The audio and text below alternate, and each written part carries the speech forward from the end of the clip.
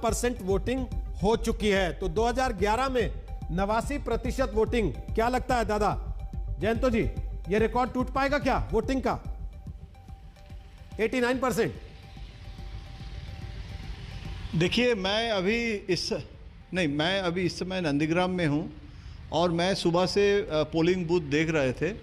मुझे लगा कि एंथुजियाज्म बहुत है और मैं गांव के रहने वाले जो महिला नई साड़ी पहन के वोट देने जा रहे हैं, ये देख के मुझे मैं खुशी हुई कि ये लोकतंत्र में वोट देने का ये जो इच्छा और जो हिंसा के बारे में हम बार बार कहते हैं, इस बार नंदीग्राम में छोटा मोटा 2-3 घटना है, लेकिन ब्रॉडली पीसफुल वोट हो रहा है और लंच के बाद वोट बढ़ेगा और मुझे लगता है काफ़ी रिकॉर्ड मार्जिन में वोटर वोट दे रहे हैं और कोई ज़्यादा हिंसा ना होने के कारण लोगों को वो सुबह वेट कर रहे थे, देख रहे थे कि कोई हिंसा ना हो जाए।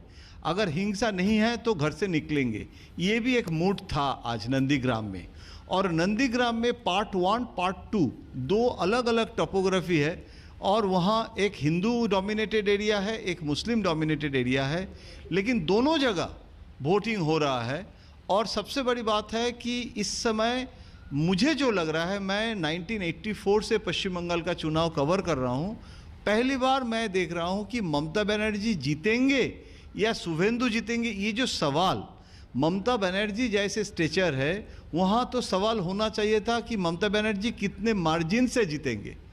लेकिन चाय के दुकान में भी जब जा रहे हैं, मैं पूछ रहा हूँ कि कौन जीतेंगे, तो सीधा जवाब ना दे के कह रहे कि वो इस बार कठिन है बोलना।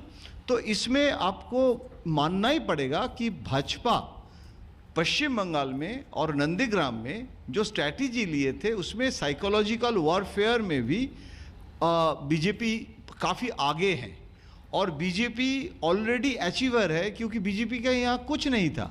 अभी भी पश्चिम बंगाल विधानसभा में 3 एमएलए है, लेकिन वो उससे जाके आज बीजेपी जो एग्रेसिव रुख ले रहे हैं। प्रधानमंत्री जी पश्चिम बंगाल में 20 रैली कर रहे हैं और मिशन बेंगल है।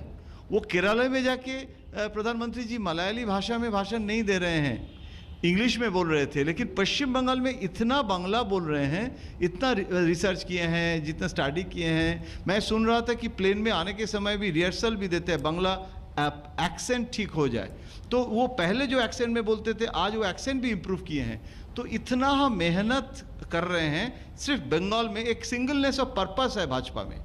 लेकिन जैसे प्रभु जी बोल रहे थे कि ममता के कैंप में सिर्फ ममता है, यहाँ मिनिस्टर्स हैं, यहाँ मशीनरी है यहाँ, लेकिन ममता बनर्जी के बारे में भी मानना पड़ेगा कि शी इज़ ए फाइटर। आज के दिन में जैसे अपोजिशन के पॉलिटिक्स मतलब जैसे कल चिट्ठी देके एक मिलू एक बना रहे हैं, एक मूड, और हर चीज़ में जैसे कल गोत्र बता दिया, वो बेगम बोलने के रिप्लाई था।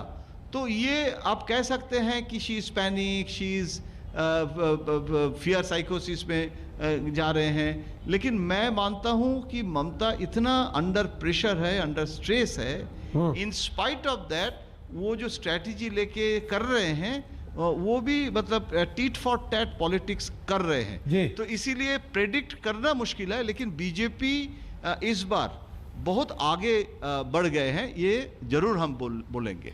चलिए, मैं वापस आता हूं दादा आपके पास।